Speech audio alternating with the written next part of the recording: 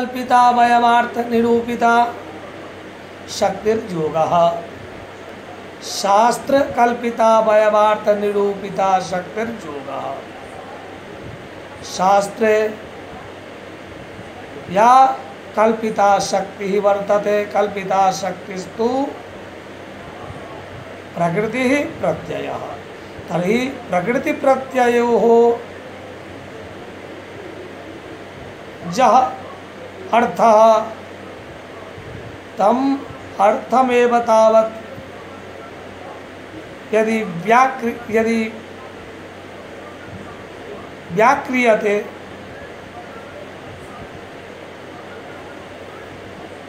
बुध्यते तर्हि तादृशी या शक्ति सा योग शक्ति।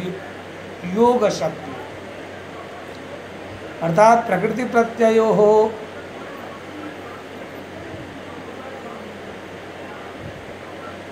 नियमयोः यः अर्थः स एव अर्थः यदि गृह्यते तर्हि सा च योग शक्तिरूपेण ज्ञायते। पाचकः पाठकः हारकः। अत्र पठ धातोः अर्थः लृल् प्रत्ययस्य कर्त्यर्थकः। उभयोः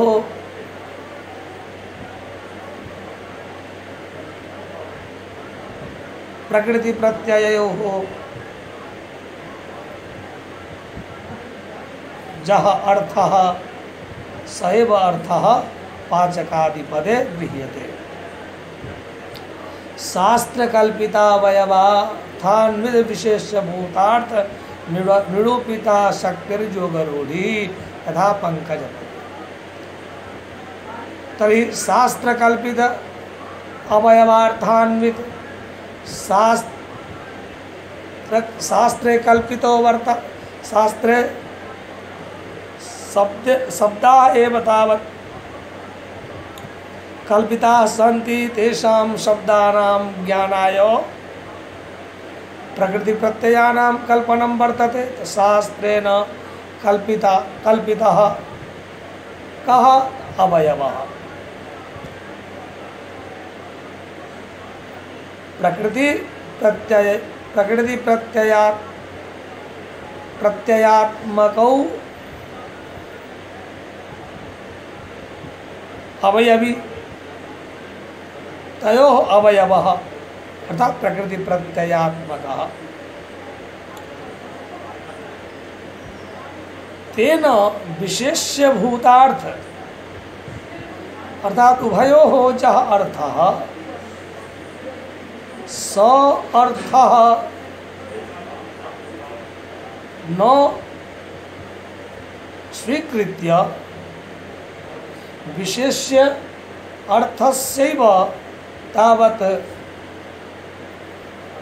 ज्ञानं भवति यत्र विशेष्य अर्थः एव तावत् यत्र गृह्यते स तु योगरूढिः। यथा पंकजः पंके जातः पंकजः। पंकशब्दः प्रकृति जल धातु अभिप्रकृति ड एक प्रत्ययः। तो पंके जातः पंके जः उत्पन्नः सः पंकजः। तो पंके येषां तावत् जननं भवति ते समे खलु पंकज रूपे समे खलु पंकज नाम्ना कथं न ज्ञायते। अत्र तु योगरूढ़ि शक्ति वर्तते। अर्थात अयं पंकज शब्दः विशेष्यभूत रूपेण विशेष्यभूतार्थ निरूपिता शक्ति कारणात् योगरूढ़्यां वर्तते। तर्हि एतादृशी स्थले तो योगरूढ़ि शक्ति एव तावत् ज्ञेया। तत्र पंकजनिकर्तृपद्म इति बोधात् पद में अनुपपत्ति संधानम संबंध प्रतिसंधान च बिना लक्षणावसरः क्वचित् तात्पर्यग्राहकवशात् केवल रूढ्यर्थस्य केवल योगार्थस्य च बोधः क्वचित् तात्पर्यवशात् रूढ्यर्थस्य ग्रहणं भवति योगार्थस्य एव तावत् ग्रहणं भवति इति तु यौगिकरूढि इत्यस्य लक्षणं वर्तते। यौगिकरूढिशक्तेः लक्षणं वर्तते। इयं यौगिकरूढिशक्तिः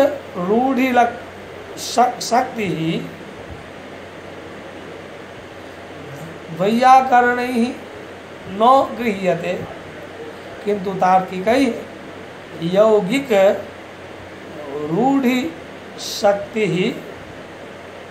आद्रियते इति भावः। तत्र तु रूढ्यर्थस्यापि प्राधान्यं भवति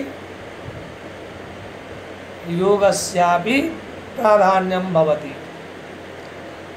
तो तत्र तु यौगिकरूढिः इति तु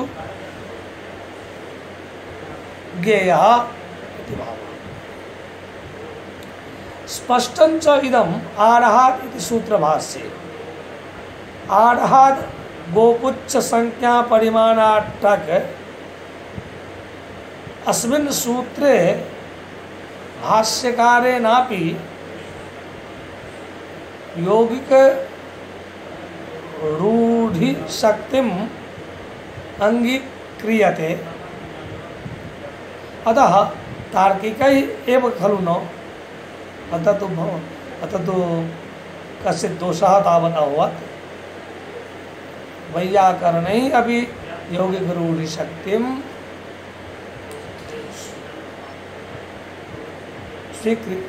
स्वीक्रियते। अस्याः योगरूढिशक्तेः उदाहरण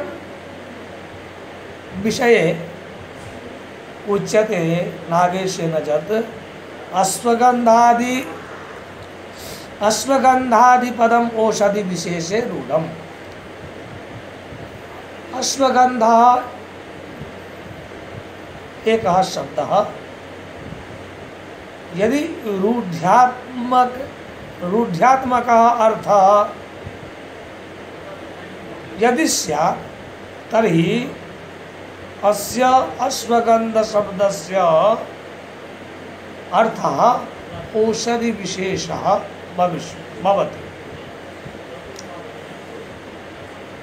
यौगिकरीत्या अश्वसंबंधी गंधवत्तया बाजिशाला बोधे यौगिकम्। अर्थात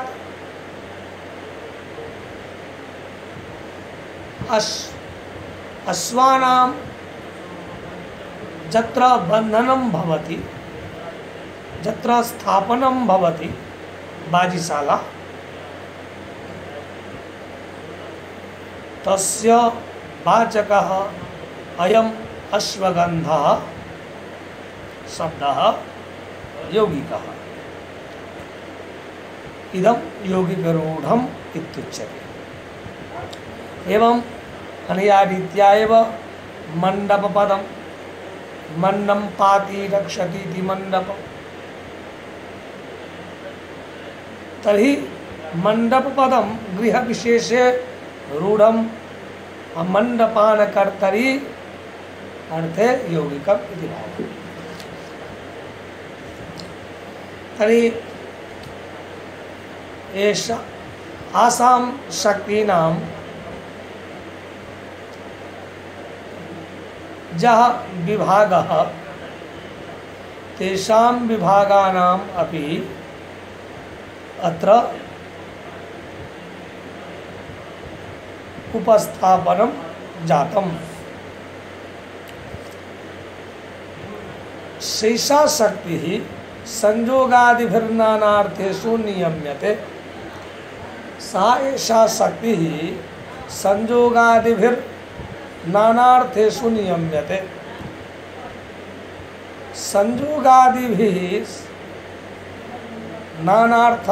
नानार्थकाः सन्ति संयोगादयः तत्र येषां शक्तीनाम् आसां शक्तीनां नियमनं भवति तदुक्तम् उच्यते हरिणा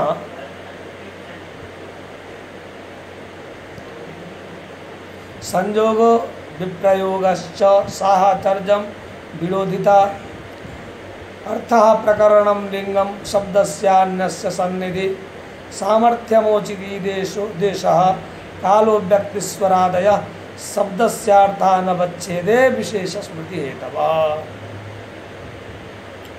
संयोगः अभिप्रायः भर्तृहरेः वर्तते यत् संयोगः विप्रयोगः साहचर्य विरोधिता अर्थः प्रकरणं लिंगं शब्दस्य अन्यस्य सन्निधि अर्थः प्रकरणं लिंगं सामर्थ्यम् औचिति देशः कालः व्यक्तः स्वरादयः शब्दार्थस्यानवच्छेदे विशेषस्मृति हेतवः।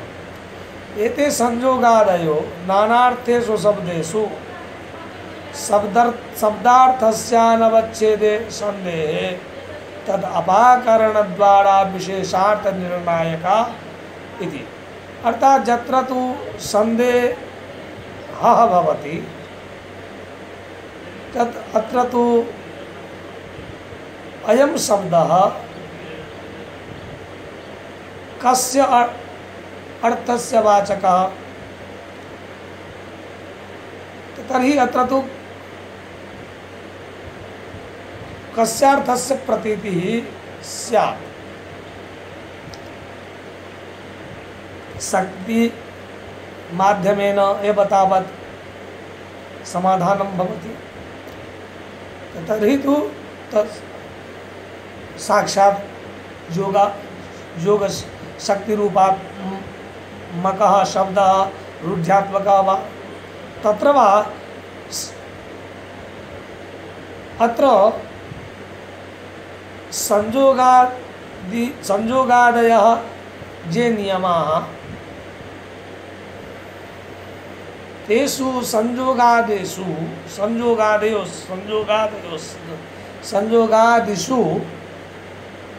कस्मिन् अर्थे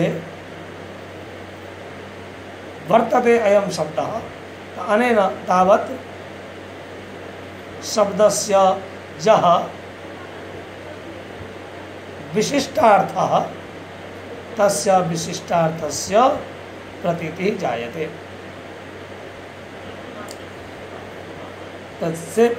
तदेव अत्र उक्तं यत् एते संयोगादयो नानार्थेषु शब्देषु शब्दार्थस्यानवच्छेदे संदेहे तद अपाकरणद्वारा तस्य संदेहस्य अपाकरणम् आवश्यकम्।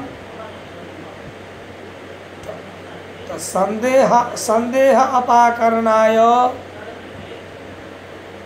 अनया संयोगादिरीत्या समाधानं क्रियते। विशेष अर्थात विशेषार्थस्य प्रतीतिः जायते। संयोग विप्रयोगयोः उदाहरणं संयोगो विप्रयोगश्च साहचर्यं विरोधिता अर्थप्रकरणं लिंगं शब्दस्यान्यस्य सन्निधि सामर्थ्यम् औचिति देशः कालो व्यक्तिस्वरादयः शब्दार्थस्यानवच्छेदे विशेष स्मृति हेतवः। अत्र तु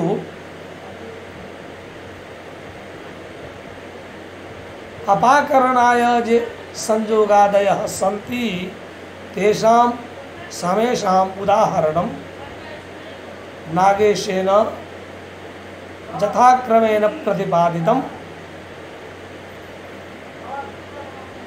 तस्मिन् क्रमे उच्यते तत् संयोगो विप्रयोगयोः उदाहरणं सवत्सा धेनुः अवत्सा धेनुः इति। संयोग विप्रयोगयोः उदाहरणं सवत्सा धेनुः अवत्सा धेनुः। सवत्सा इत्यत्र संयोगो वर्तते वत्सेन सहितः सवत्सा।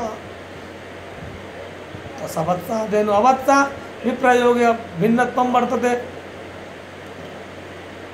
अविद्यमानः वत्सः वर्तते अस्य अवत्सात्। अनन्तरं साहचर्यस्य उदाहरणं रामलक्ष्मणौ इति। साहचर्यस्य रामलक्ष्मणौ इति। लक्ष्मणसाहचर्यात् दाशरथः रामः एव तावत् अत्र बुध्यते रामलक्ष्मणौ इति। साहचर्यं सादृश्यं सदृशयोरेव सप्रयोगात् इति नियमात्। साहचर्यं सादृश्यं सदृशयोरेव सह प्रयोग इति नियमात्। रामार्जुनगतिस्तयो इत्यादौ विरोधेन तत्। रामार्जुनगतिस्तयोरित्यादौ विरोधेन तत् अर्थात अत्र तो विरोधो वर्तते। अर्थात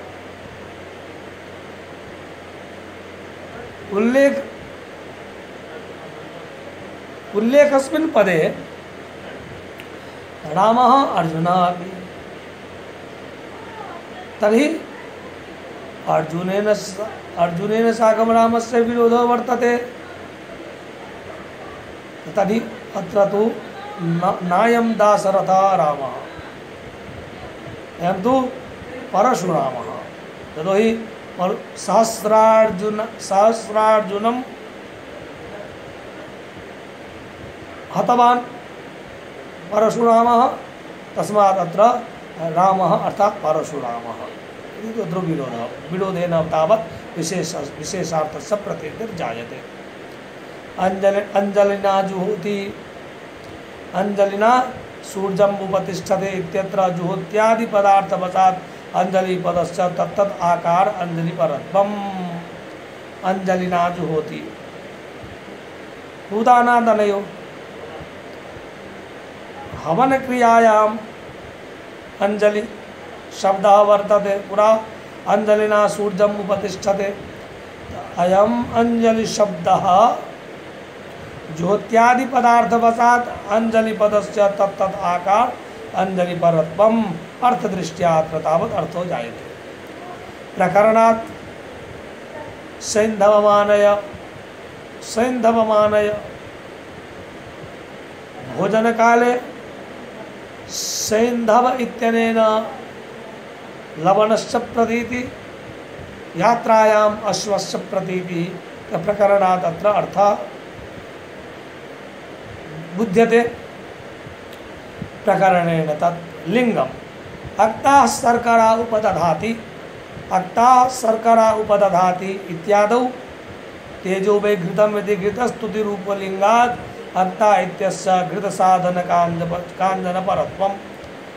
अक्ताः शक्ता उपदधाति इति तु लिंगस्य उदाहरणं वर्तते। ततो हि तेजो वै घृतम् इति श्रुतौ तु एतादृशः व्यवहारः वर्तते। तेन व्यवहारेण घृतस्तुतिरूपात् लिंगात् घृतस्य स्तवनं, तेन लिंगेन अक्ता इत्यस्य घृतसाधनकाञ्जनपरत्वम्। अर्थात् अक्ता शर्करा उपदधाति, अत्र अक्त इति पदेन घृतसाधकाञ्जनपरत्वम् अस्य विशिष्टार्थस्य प्रतीतिर्जायते। पुनः शब्दस्यान्यस्य सन्निधि रामो, अन्य शब्दस्य अन्यस्य सन्निधि रामो जामदग्नि इति। राम जामदग्निपद सन्निधानात्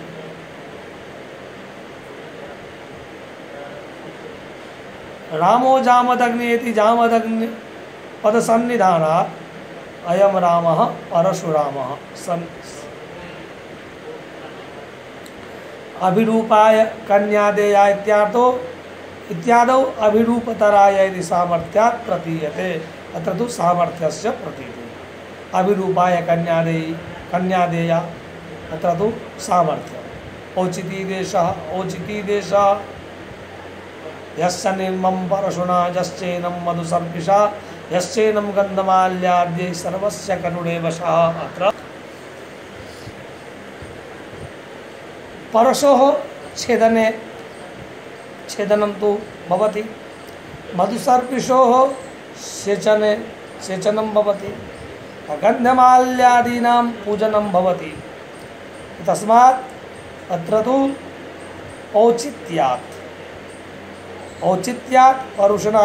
परशुना इत्यस्य छेदनार्थ तत्वं मधुसर्पिषयोः सेचनार्थ मधुसर्पिषाभ्यां सेचनार्थत्वं गन्धमाल्यादिभिः पूजनार्थत्वं सिद्ध्यति इति औचित्यस्य अत्र उदाहरणं वर्तते। देशः कालो व्यक्तिस्वरादयः अत्र तु भाति अत्र परमेश्वर इत्यत्र राजधानीरूपदेशात् परमेश्वर परं राजबोधकं भाति परमेश्वर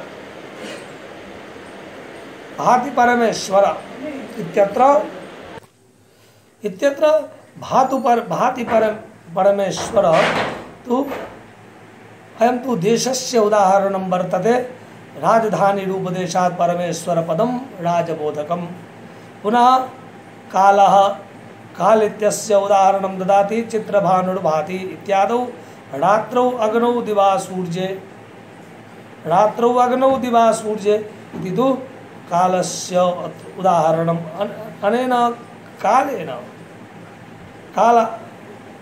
कालसम्बन्धेन विशिष्टार्थस्य प्रतीतिः जायते।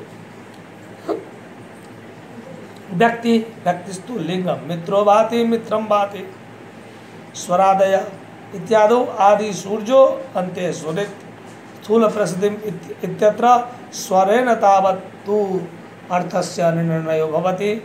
स्थूलाच्च असौ पृशति स्थूलानि पृशन्ति यस्या तर्हि स्वरेणापि तावत् विशिष्टार्थस्य प्रतीतिः जायते। अनया रीत्या एव शक्तीनां व्यवस्था शास्त्रे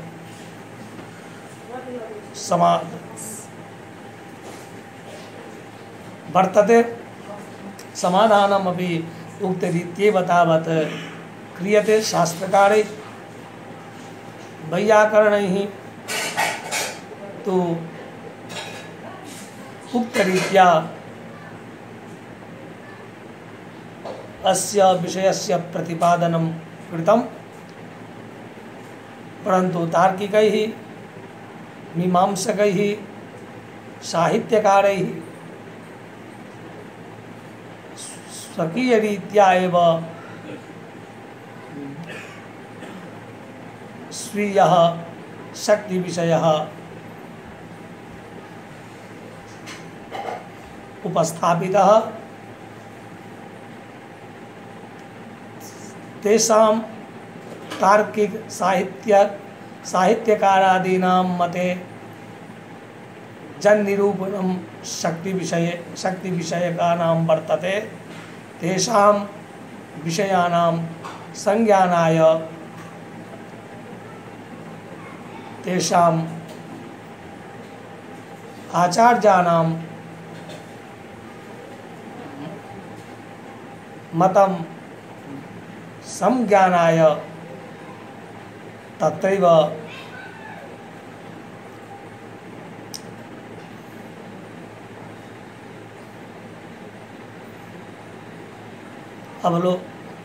अवलोकनीयः।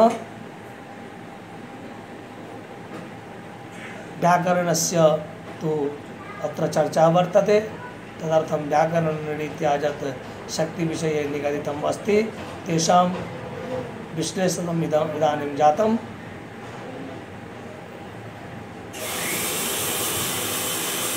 साहित्यकारादीनां मते संज्ञानाय विश्वनाथादीनां ग्रन्थानाम् अध्ययनं कर्तव्यम्। धन्यवादः।